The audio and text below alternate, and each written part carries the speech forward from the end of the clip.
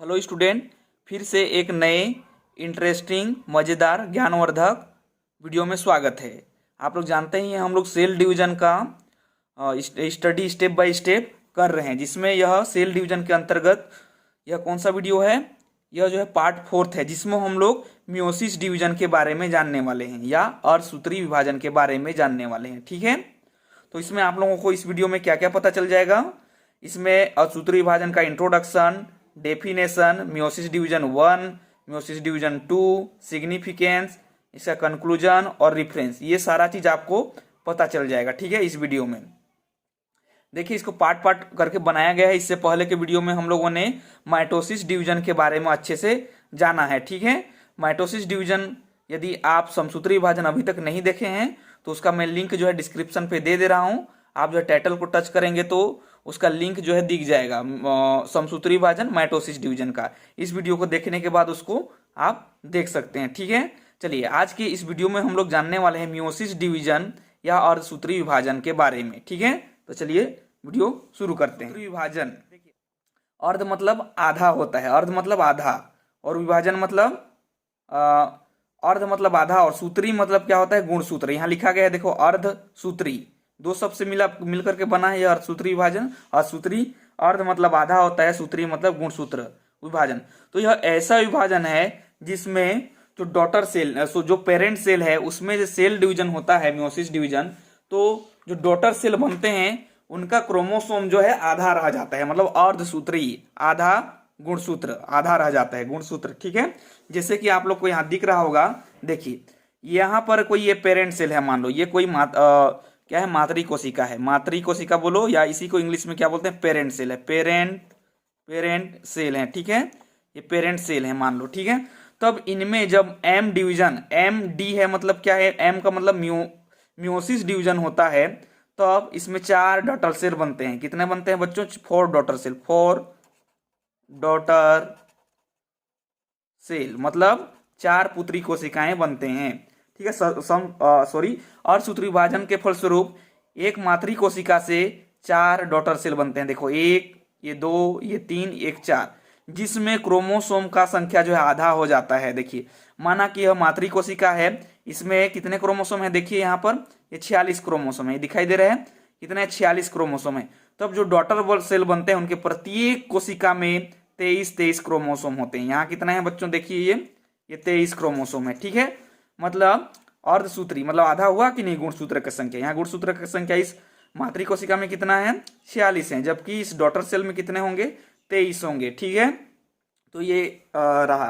तो चलिए इसको हम लोग एक एक करके जानते हैं। पहले इंट्रोडक्शन जानेंगे, फिर डेफिनेशन, फिर मियोसिस डिवीजन 1 के बारे में, फिर meiosis division 2, signification, conclusion, reference. देखिए, इस वीडियो में जो है जितना तक का वीडियो बनेगा उतना तक का जो नोट्स है आप लोगों को, उसको भी लिंक के रूप में दे दिया जाएगा। आप जो है उसको टच करेंगे तो आपको उसके बाद क्रोम में जाना पड़ेगा। क्रोम में जाने के बाद जो है उसको डाउनलोड का तीर चिन्ह कुछ इस प्रकार से दिखाई देगा, तो उसको आप टच करेंगे तब जो है वो पीडीएफ जो है डाउनलोड हो जाएगा, नोट्स का पीडीएफ। तो नोट्स मिल जाएगा आप लोगों को। चलिए सबसे पहले हम लोग जानते हैं, एक एक करके इंट्रोडक्शन के बारे में जानते हैं। ठीक है, या फिर आप जो है इसको स्क्रीनशॉट भी कर सकते हैं, आपका मर्जी है। बाकी इसका पीडीएफ नोट्स का जो है लिंक पर मिल जाएगा। चलिए इंट्रोडक्शन में जानते हैं। देखिए, सबसे पहले इंट्रोडक्शन देखिए, ये हम लोग जान रहे हैं। ठीक है, देखिए, meiosis division occur in eukaryotic cell. ठीक है, मियोसिस डिवीजन किसमें पाया जाता है, यूकैरियोटिक सेल में पाया जाता है। Meiosis division occur in eukaryotic cell. ठीक है, यूकैरियोटिक सेल या जो जर्म सेल है उनमें स्पेशली किसमें पाया जाता है, जर्म सेल में पाया जाता है, जनन कोशिकाओं में पाया जाता है। ठीक है, स्पेशली इन जर्म सेल में पाया जाता है, मतलब जनन कोशिकाओं में मियोसिस अर्धसूत्री विभाजन पाया जाता है। ठीक है, तो जनन कोशिकाओं, एनिमल और प्लांट की बात करेंगे, जैसे ये एनिमल है, ये प्लांट है, तो दोनों के जर्म सेल जनन कोशिकाओं में पाया जाता है। एनिमल सेल में भी पाया जाता है और प्लांट सेल में भी पाया जाता है। ठीक है, तो हम लोग इसमें देखेंगे बच्चों कि एनिमल के फीमेल में भी पाया जाता है और जो है मेल में भी पाया जाता है। ठीक है, तो देखिए, फीमेल के प्राइमरी oocyte में मियोसिस डिवीजन पाया जाता है। एनिमल के जो फीमेल वर्ग हैं, महिला वर्ग, उनके प्राइमरी oocyte में पाया जाता है। ह्यूमन में प्राइमरी oocyte में पाया जाता है, जबकि मेल में प्राइमरी स्पर्मेटोसाइट में पाया जाता है। कौन सा डिवीजन? मियोसिस डिवीजन या अर्धसूत्री विभाजन। ठीक है, तो इसी प्रकार देखो बच्चों यहाँ पर प्लांट में किस में पाया जाता है? प्लांट के मेल वाला पार्ट है, मेल गेमिटोफाइट जिसको बोला जाता है। ठीक है, मेल गेमिटोफाइट के पोलेन मदर सेल में बोलो या फिर माइक्रोस्पर्म मदर सेल में पाया जाता है। ठीक है, किसमें मियोसिस डिवीजन पाया जाता है? पोलेन मदर सेल में या माइक्रोस्पोर मदर सेल में पाया जाता है मियोसिस डिवीजन। ठीक है, उसके बाद फीमेल गेमिटोफाइट के किसमें पाया जाता है? मेगास्पोर मदर सेल में पाया जाता है। मियोसिस डिवीजन किसमें पाया जाता है बच्चों? फीमेल के मेगास्पोर मदर सेल में पाया जाता है। ठीक है, तो ये जो है बेसिक आप लोग को पता होना चाहिए। आप लोग इसको स्क्रीनशॉट भी कर सकते हैं या फिर नोट्स तो डिस्क्रिप्शन पे मिल जाएगा, आप उसको डाउनलोड कर सकते हैं। चलिए, इसके बाद हम लोग जानते हैं एक एक करके, और इसके बारे में, इस संदर्भ के बारे में किसने खोज किया था, वो सब के बारे में हम लोग जो है एक एक करके जानेंगे। ठीक है, तो देखिए अभी जानेंगे हम लोग किसके बारे में? अभी हम लोग जानेंगे कि इस मियोसिस डिवीजन का खोज जो है, देखिए सबसे पहले एक जेनेटिक्स है। ठीक है, इन 1911 में, ठीक है, कितना में बच्चों? 1911 में अमेरिकन जेनेटिक्स हैं थॉमस हंट मॉर्गन, इन्होंने ड्रोसोफिला मेलेनोगेस्टर में इस डिवीजन के बारे में बताया था। किसने बताया था? अमेरिकन जेनेटिक्स थॉमस हंट ने मॉर्गन ने इस ड्रोसोफिला मेलेनोगेस्टर के बारे में मेलेनोगेस्टर में बताया था। ड्रोसोफिला का एक यह क्या है? जाति है। ठीक है, जिसमें मियोसिस डिवीजन के बारे में बताया था। In parent germ cell after meiosis division 4 daughter cell occur which are haploid in number. देखो कि मियोसिस डिवीजन और सूत्र विभाजन के पश्चात पेरेंट सेल में 4 डॉटर सेल बनते हैं, जिसको आप लोगों को शुरू में ही बताया गया है। जैसे कि ये डिप्लॉइड सेल है, ये पेरेंट सेल है। ठीक है, ये कौन सा पेरेंट सेल है? इसमें कितने हैं कोशिका, सॉरी गुणसूत्र कितना है? 46 गुणसूत्र हैं। कितने हैं? 46 गुणसूत्र। यदि 46 को हम लोग डिप्लॉइड मान रहे हैं, क्या मान रहे हैं बच्चों? डिप्लॉइड 2n मान रहे हैं। जब मियोसिस डिवीजन हो जाता है तब 4 कोशिका ये बन गए, 1 2 3 4 कोशिका। तो यदि 23 को क्या बोलेंगे? इसको 2n मान रहे हैं 46 को, तो इसका आधा को क्या मानेंगे? n मानेंगे ना। तो 23 दूनी कितना हो जाता है? 46 होता है। यदि 46 को 2n मान रहे हैं तो 23 को कितना मानेंगे? n मानेंगे, हेप्लॉइड मानेंगे। यदि इसको डिप्लॉइड मान रहे हैं तो इसको क्या मानेंगे? हेप्लॉइड मानेंगे। ठीक है, आप भी इसका स्क्रीनशॉट कर सकते हैं या फिर नोट्स डाउनलोड कर सकते हैं। चलिए, इसके बाद हम लोग डेफिनेशन जानेंगे। क्या जानेंगे बच्चों? डेफिनेशन इसका मियोसिस सेल डिवीजन का। देखिए वीडियो में लंबे समय वीडियो में बने रहिए आप लोग, आपको पूरा समझ में आएगा और जो है आप इस तरह से अच्छे से नोट्स भी बना सकते हैं। ठीक है, देखिए अब जानेंगे डेफिनेशन इसका। ये देखिए डेफिनेशन क्या है इसका? Meiosis division is a type of cell division. Meiosis division एक प्रकार का सेल डिवीजन है, कोशिका विभाजन है। ओक्योर इन जर्म सेल, जो जनन कोशिकाओं में पाया जाता है। किसमें पाया जाता है? ओक्योर इन जर्म सेल, मतलब जनन कोशिकाओं में पाया जाता है। After meiosis division produce 4 daughter cell, कि मियोसिस डिवीजन के बाद 4 डॉटर सेल बनते हैं। Which are haploid in number, जो कैसे होते हैं? हेप्लॉइड होते हैं। ठीक है, मियोसिस डिवीजन एक टाइप, सेल डिवीजन का टाइप है जो जर्म सेल में पाया जाता है। मियोसिस डिवीजन के बाद 4 डॉटर सेल बनते हैं जो हेप्लॉइड होते हैं। जैसे कि ये पेरेंट सेल है, अब ये मियोसिस डिवीजन के बाद जो डॉटर सेल बने वो हेप्लॉइड नंबर रहते हैं। ठीक है बच्चों, ये हो गया। अब हम लोग जानने वाले हैं मियोसिस डिवीजन को कितने भागों में बांटा गया है। तो देखिए मियोसिस डिवीजन को जो है 2 भागों में बांटा गया है। मियोसिस डिवीजन 1 और मियोसिस डिवीजन 2। इसमें बांटा गया है बच्चों मियोसिस डिवीजन को 2 भागों में, meiosis division 1 and meiosis division 2। तो हम लोग अभी किसको कवर करने वाले हैं इस वीडियो में? हम लोग जो मियोसिस डिवीजन 1 को कवर करने वाले हैं। मियोसिस डिवीजन 1 को जानने वाले हैं। ठीक है, ये मियोसिस डिवीजन 1 को जानेंगे। इतना समझ में आ गया? ओके, तो चलिए मियोसिस डिवीजन 1 को जानते हैं डिटेल से। देखिए अब मियोसिस डिवीजन 1 है, इसको मियोसिस डिवीजन 1 को जो है 2 भागों में बांटा गया है बच्चों। कितने भाग में? 2 भागों में। दिखाई दे रहा है आप लोगों को? ठीक है, ये इंटरफेज और डिवीजन फेज, मतलब विश्रामावस्था या अंतरावस्था या डिवीजन फेज या फिर विभाजन परावस्था में बांटा गया है। इंटरफेज और डिवीजन फेज। ठीक है, अब देखिए इंटरफेज को भी 3 भागों में बांटा गया है, पहला, दूसरा, तीसरा। G1 phase, growth phase 1, S phase मतलब सिंथेसिस फेज, G2 फेज मतलब क्या है? Growth phase 2। ठीक है, ठीक है, आप लोग जानते ही हैं कि ये ग्रोथ फेज में 11 घंटे का समय लगता है। कितने घंटे का? 11 घंटे का समय लगता है, ठीक है। और जो है एस फेज में 8 घंटे का समय लगता है। और जो है G2 फेज में कितना घंटा? 4 घंटा, ठीक है। ये हम लोगों ने डिटेल से माइटोसिस डिवीजन में भी जान चुका है, ठीक है। अब देखिए डिवीजन फेज, दो फेज में इंटरफेज का देख लिया। डिवीजन फेज को बांटा गया है दो भागों में। देखिए पहला है कैरियोकाइनेसिस, दूसरा है साइटोकाइनेसिस। देखिए कैरियो मतलब क्या होता है? कैरियोन। ये कैरियो शब्द किससे बनना है? कैरियोन से बना है, कैरियोन, ठीक है। कैरियोन का मतलब क्या होता है? न्यूक्लियस, न्यूक्लियस केंद्रक होता है, ठीक है। काइनेसिस मतलब क्या होता है बच्चों? डिवीजन होता है, ठीक है। डिवीजन, डिवीजन या बंटना होता है, ठीक है।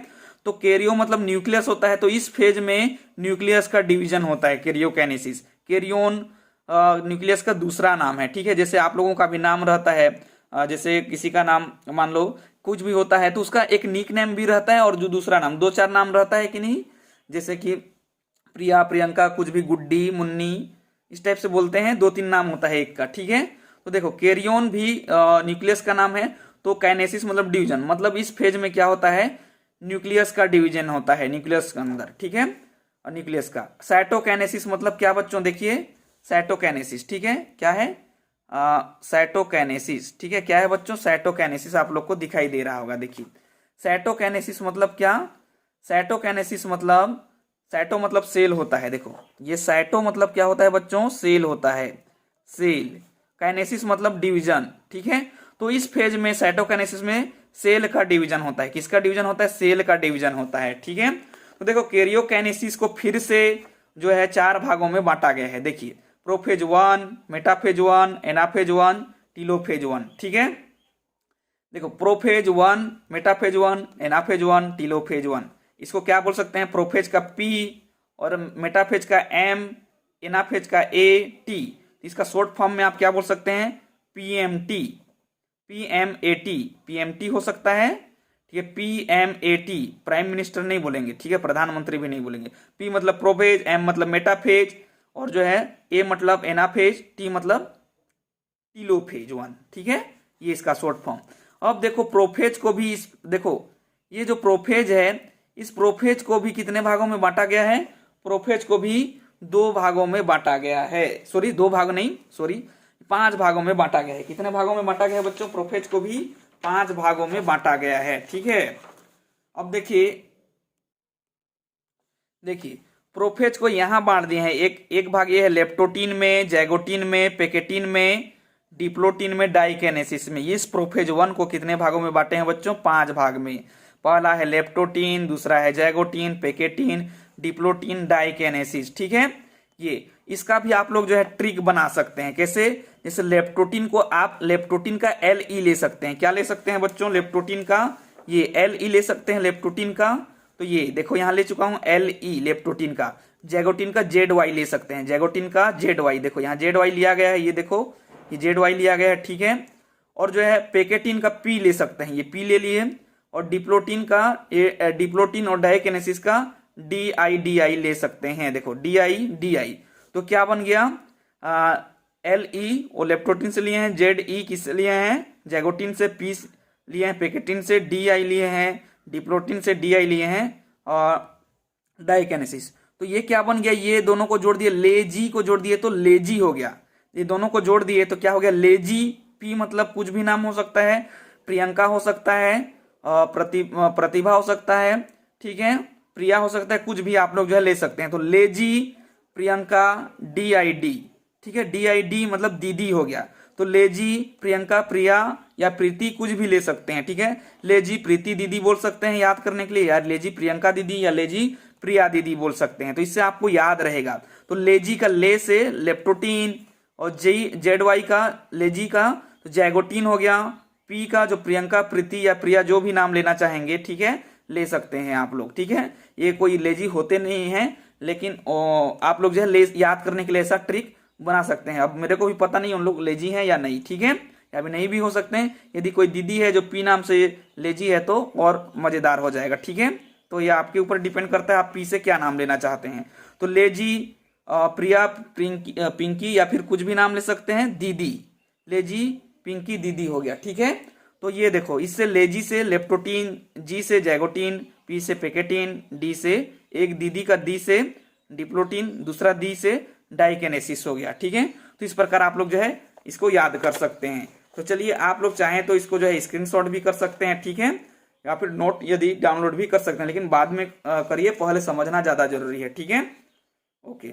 चलिए अभी हम लोग क्या जानने वाले हैं, देखो अभी हम लोग जानने वाले हैं इंटरफेज के बारे में जानने वाले हैं। किसके बारे में जानेंगे बच्चों?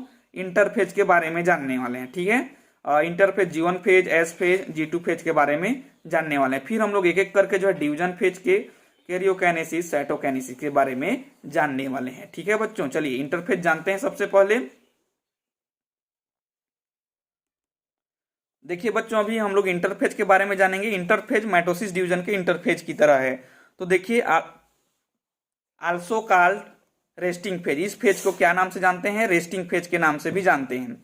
रिक्वायर्ड 23 आवर्स, ये इसमें 23 घंटे का समय लगता है। In this phase 95% time taken, interphase में कितना टाइम लगता है? 95% लगता है। ठीक है, और प्रिपरेटिव फेज, इस फेज को प्रिपरेटिव फेज के नाम से भी जानते हैं। Very active phase due to metabolism activity, metabolism activity चयापचय अभिक्रिया के लिए बहुत एक्टिव फेज माना जाता है। इंटरफेज को भी कितने भागों में बांटा गया है? 3 भाग में बांटा गया है। देखिए, एक G1 phase, growth phase 1, S phase, synthesis phase और G2 फेज। ठीक है, ग्रोथ फेज 1, सिंथेसिस फेज और G2 फेज में बांटा गया है। चलिए इनको जानते हैं डिटेल से एक एक करके। आप जो है इसका स्क्रीनशॉट कर लीजिए। देखिए G1 फेज के बारे में डिटेल से जानते हैं बच्चों। देखिए वीडियो लंबा है, लेकिन वीडियो तक बने रहिए, क्योंकि आपको पूरा समझ में आने वाला है और आपको नोट्स भी मिल जाने वाला है। देखिए बाकी बच्चे लोग टीवी देखते होंगे, कुछ और चीज देखते होंगे, लेकिन यदि आप यहाँ तक पहुंच रहे हैं, यदि इस वीडियो को देख रहे हैं, आप कोई भी स्टूडेंट हो, मतलब जाहिर सी बात है कि आप में पढ़ने की ललक है।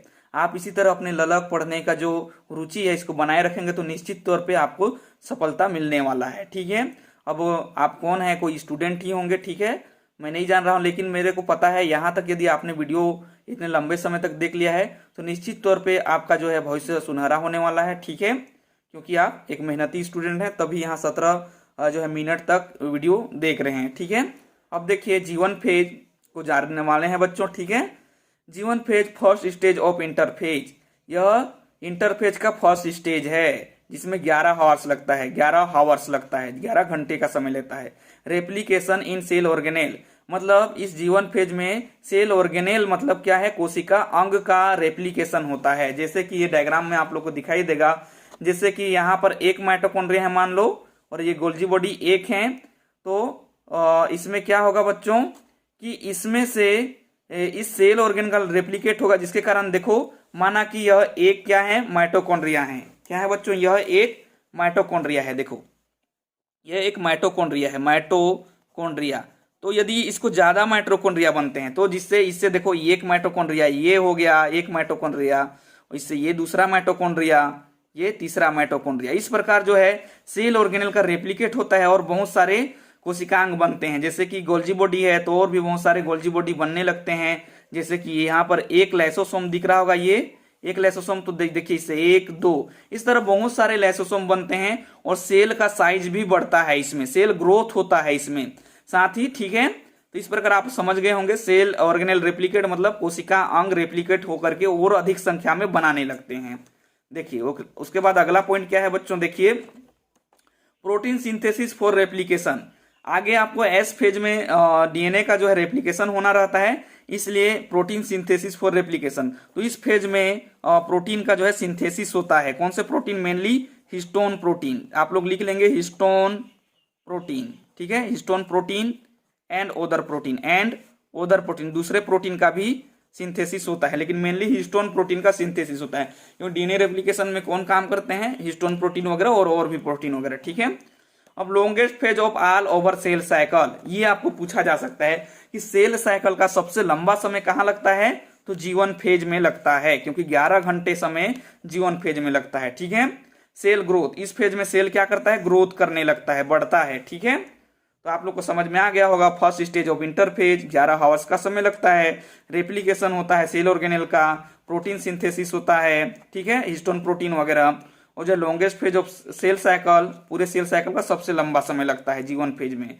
सेल ग्रोथ करता है, ठीक है, इस प्रकार से आप कर सकते हैं, इसको आप जो है स्क्रीनशॉट भी कर सकते हैं। ठीक है, कर लीजिए।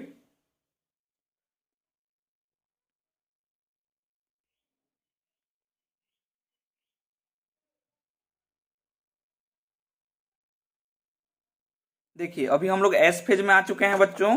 अब आ जाइए आप लोग जो है जीवन फेज से आ जाइए एस फेज में, कोई मत रहिए। ठीक है, एस फेज में आइए। ठीक है, देखिए एस फेज, इसमें 8 आवर्स, कितने समय लगता है बच्चों? 8 घंटे का समय लगता है। डीएनए रेप्लिकेशन एंड डुप्लीकेशन, इस फेज में डीएनए का रेप्लिकेशन होता है, डीएनए का डुप्लीकेशन। जैसे कि एक डीएनए डबल हेलिक्स है, इससे क्या बनते हैं? डीएनए डबल हेलिक्स फिर से बनने लगते हैं। ठीक है, इसमें डीएनए डबल हेलिक्स बनने लगते हैं। ठीक है, जैसे कि मैं बोलूं, आप लोग देखते जाइए, आप लोग को पूरा समझ में आएगा। ठीक है, जैसे कि डीएनए रेप्लिकेशन कैसे होगा? यह डीएनए का डबल हेलिक्स, आप लोग जानते हैं ह्यूमन में यूकेरियोटिक सेल में डीएनए डबल हेलिक्स रहता है। ये डीएनए डबल हेलिक्स है, तो जब इसमें रेप्लिकेशन होगा, क्या होगा बच्चों? इसमें डीएनए रेप्लिकेशन होगा, या डीएनए डीएनए रेप्लिकेशन होगा, रेप्लिकेशन। जब इसमें डीएनए रेप्लिकेशन होगा तो कैसे हो जाएंगे? इससे जो है और डीएनए का डबल हेलिक्स बनना चालू होगा, डीएनए का डबल हेलिक्स बनना चालू होगा। मतलब देखो ये यही है, लेकिन इसमें एंजाइम वगैरह काम करते हैं, तो इसमें देखो, ये देखो क्या बनने लगे हैं? डीएनए का और एक एक हेलिक्स बनने लगे हैं। ठीक है, ये दिखाई दे रहा होगा आप लोगों को। मान लो यह डीएनए की लंबी श्रृंखला है। ठीक है, तो देखिए इससे क्या बन रहे हैं? ये डीएनए का ये नया स्ट्रैंड है। ये क्या है बच्चों? ये डीएनए का नया स्ट्रैंड बन रहे हैं। तो डीएनए के डबल हेलिक्स से क्या बन रहा है? डीएनए के नया स्ट्रैंड। तो फाइनली हमको कैसे मिल जाएगा डीएनए? देखो ये एक इसका और ये पुराना वाला, और ये इसका एक नया वाला। ठीक है, ये डीएनए फिर से बन गए। देखो सॉरी, इस पेन में नहीं, ये वाला रेड में, ये डीएनए ये बन गए और ये बन गए। अब नीचे वाले को देखिए, ये नीचे वाला पार्ट देखिए, इससे क्या बनेगा? और एक स्ट्रैंड ये बन जाएंगे, ये और जो है ये नीचे वाला रेड स्ट्रैंड।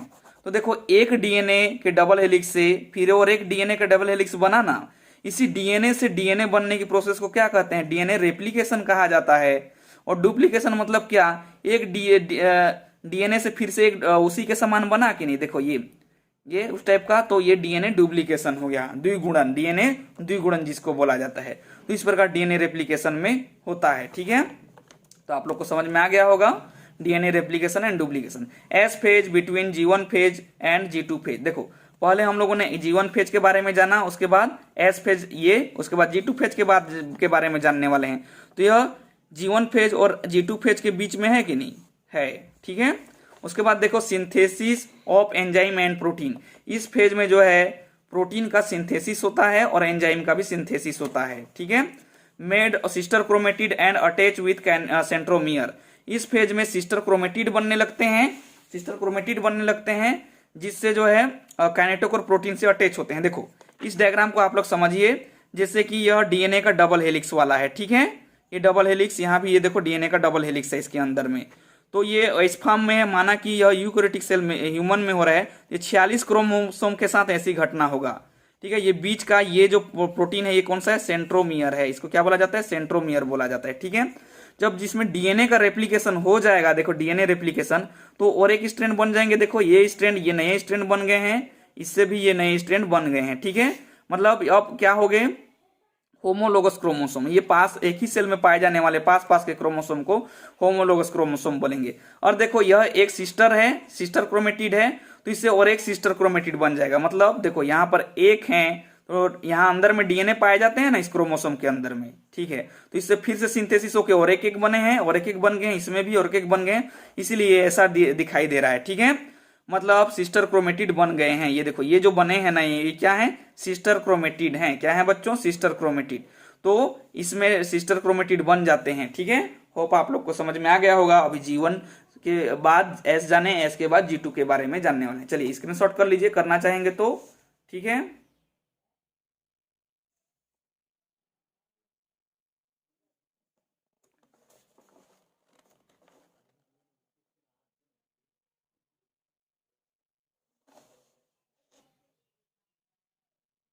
ओके। देखिए अब G2 फेज में आ चुके हैं बच्चों। देखो G2 फेज में आइए, देखो G2 phase cell more amount growth and development. इस फेज में जो सेल है वो बहुत ग्रोथ करने लगता है, क्योंकि डीएनए रेप्लिकेशन हो चुका है, सेल ऑर्गेनेल बन चुके हैं, कोशिकांग बन चुके हैं, प्रोटीन सिंथेसिस हो चुका है, तो सेल वेल डेवलप होने लगते हैं। बिकॉज सेकेंड ग्रोथ फेज, क्योंकि यह सेकेंड ग्रोथ फेज है, ग्रोथ फेज 2 है। Also synthesis of protein and replication of cell organelle. इस फेज में भी प्रोटीन का सिंथेसिस होता है और रेप्लिकेशन ऑफ सेल ऑर्गेनेल, जो कोशिकांग हैं उनका जो है रेप्लिकेट होता है। मतलब एक कोशिकांग से दूसरा, जैसे कि एक कोशिकांग है तो इससे रेप्लिकेट हो जाएगा सेल ऑर्गेनेल का, तो 2 बनने लगेंगे, ठीक है, फिर 2 से 4, ठीक है। इस प्रकार सेल ऑर्गेनेल का रेप्लिकेशन होता है। देखिए इस डायग्राम देखिए, formation of new protein and RNA. इस फेज में नया प्रोटीन और आरएनए बनते हैं। देखिए जैसे कि यह पुराना सेल है, तो इसमें जब G2 फेज में आएगा तो सेल ऑर्गेनेल का रेप्लिकेट होगा, तो जिससे जैसे एक देखो ये गोल्जी बॉडी है, यह एक गोल्जी बॉडी है, ये क्या है गोल्जी बॉडी है, मान लो क्या है गोल्जी बॉडी, ठीक है, गोल्जी कैदी से, तो इससे सेल रेप्लिकेट होंगे तो 2 बनेंगे या उससे ज्यादा भी बन सकते हैं, ठीक है। अब देखो इसमें एंडोप्लाज्मिक रेटिकुलम कम दिखाई दे रहे होंगे, इसमें देखो 1 2 3 मतलब और भी ज्यादा दिखाई देंगे, ठीक है। और जो है माइटोकॉन्ड्रिया, देखिए ये माइटोकॉन्ड्रिया है तो इसमें माइटोकॉन्ड्रिया और ज्यादा दिखाई देने लगेंगे। मतलब ये तो आपको सिर्फ एक डायग्राम दिखाया गया है, ये कोशिका पर डिपेंड करता है कि कितना पीस में माइटोकॉन्ड्रिया या फिर सेल ऑर्गेनेल कोशिकांग बनने वाले हैं। ये जरूरी नहीं है कि 2 या 3 ही बनेंगे, हजारों भी बन सकते हैं, ठीक है बच्चों। देखिए इसका भी आप चाहें तो स्क्रीनशॉट कर सकते हैं, ठीक है, ओके। चलिए इसके बाद G2 फेज के बाद हम लोग किसको जानने वाले हैं, कौन से, देखिए हम लोग जो है मियोसिस डिवीजन और सूत्र विभाजन 1 का interphase, G1 phase, S phase, G2 phase के बारे में जान चुका है। मतलब यहां तक कंप्लीट हो चुका है। अब हम लोग किस फेज में जाएंगे, G2 फेज से हम लोग जानने वाले जाएंगे किसमें, डिवीजन फेज में। डिवीजन फेज के कौन सा फेज बच्चों, डिवीजन फेज के कैरियोकाइनेसिस में जाएंगे, फिर उसके बाद साइटोकाइनेसिस। तो कैरियोकाइनेसिस को कितने भाग में बांट दिए हैं, देखो यहाँ पर 4 भाग में, प्रोफेज, मेटाफेज, एनाफेज, टीलोफेज। तो हम लोग कैरियोकाइनेसिस का सबसे पहले प्रोफेज को जानेंगे। किसको जानेंगे, प्रोफेज को जानने वाले हैं। लेकिन प्रोफेज को भी बांट दिया गया है 5 फेज में। आप लोग याद करिए, लेजी पिंकी दीदी या लेजी प्रिया दीदी के नाम से आप लोग को याद कराया गया था। देखो यहाँ पर तो लेजी से लेप्टोटीन, जी से जैगोटीन, पी से पिंकी से पैकेटीन, दीदी का डी से डिप्लोटीन और एक डी से डाइकेनेसिस। तो हम लोग जो है अब जानने वाले हैं लेप्टोटीन के बारे में। किसके बारे में, लेप्टोटीन के बारे में, प्रोफेज 1 के लेप्टोटीन। देखिए बच्चों वीडियो जो है काफी लंबा हो चुका है, ठीक है, तो वीडियो को अपलोड करने में थोड़ा समस्या जाता है। तो हम लोग जो है नेक्स्ट वीडियो में बहुत इंटरेस्टिंग तरीके से जानने वाले हैं कैरियोकाइनेसिस का। हम लोग जानने वाले हैं प्रोफेज 1 के लेप्टोटीन, जैगोटीन, पैकेटीन, डिप्लोटीन, डाइकेनेसिस के बारे में हम लोग जो है डिटेल से जानने वाले हैं। हो सकेगा तो प्रोफेज, मेटाफेज 1, एनाफेज 1, टीलोफेज 1 को भी अच्छे से जानने वाले हैं नेक्स्ट वीडियो में। तो नेक्स्ट वीडियो जरूर देखिए, आपको जरूर समझ में आएगा, ठीक है। तो चलिए इतना तक का जो है नोट्स जो है आप लोग को मिल जाएगा, नीचे डिस्क्रिप्शन पे दिया गया है। और जो है माइटोसिस डिवीजन भी, समसूत्र विभाजन भी पार्ट 1 to 3 में जो है अपलोड किया जा चुका है। आप लोग इंटरेस्टेड हैं तो जा करके लिंक दिया गया है, आप लोग जो है देख सकते हैं, ठीक है। नेक्स्ट वीडियो में हम लोग बहुत ही इंटरेस्टिंग तरीके से जानने वाले हैं लेप्टोटीन, जैगोटीन, पैकेटीन, डिप्लोटीन, डाइकेनेसिस, इस कैरियोकाइनेसिस के बारे में जानने वाले हैं, ठीक है। इस प्रकार हमारा जो है मियोसिस डिवीजन खत्म हो जाएगा, ठीक है, मियोसिस डिवीजन 1 खत्म हो जाएगा साइटोकाइनेसिस के बाद, ठीक है। तो चलिए अभी के लिए इतना ही, ठीक है। नेक्स्ट वीडियो में हम लोग जानने वाले हैं लेप्टोटीन स्टेज के बारे में। ओके बच्चों, ऑल द बेस्ट।